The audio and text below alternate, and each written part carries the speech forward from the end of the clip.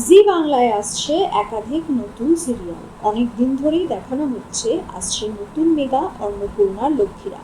বেশ কিছু কারণবশত শুটিং শুরু হতে দেরি হচ্ছে। দ্বিতীয় প্রোমো প্রকাশ্যে এসেছে, শুটিংও শুরু হয়েছে। জানানো হয়েছে জুনের 1 তারিখ থেকেই আসবে অন্নপূর্ণা। প্রাইম টাইমে আসার সম্ভাবনা বেশি, তবে কখন অথবা কোন সিরিয়ালের পরিবর্তে আসবে তা জানা যায়নি।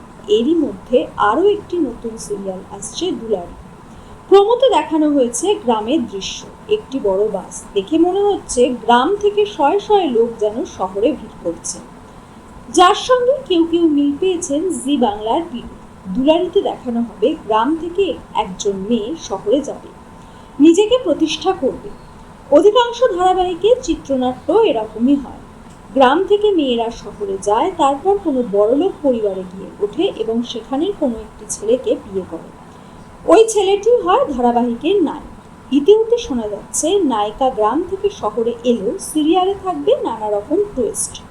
নায়ক নায়িকা কে হচ্ছেন এখনো তাদের পরিচয় জানা যায়নি, তবে কিছুদিন ধরেই শোনা যাচ্ছিল শ্বেতা ভট্টাচার্য আবার ছোট পর্দায় ফিরবেন। তিনি নিজেও জানিয়েছিলেন অনেকগুলো প্রজেক্ট তার হাতে এসেছিল, কিন্তু এই মুহূর্তে তিনি একটু বাছাই করে কাজ করতে চান। তবে খুব তাড়াতাড়ি ফিরবেন। আরও কিছু নায়িকার নাম উঠে আসছে।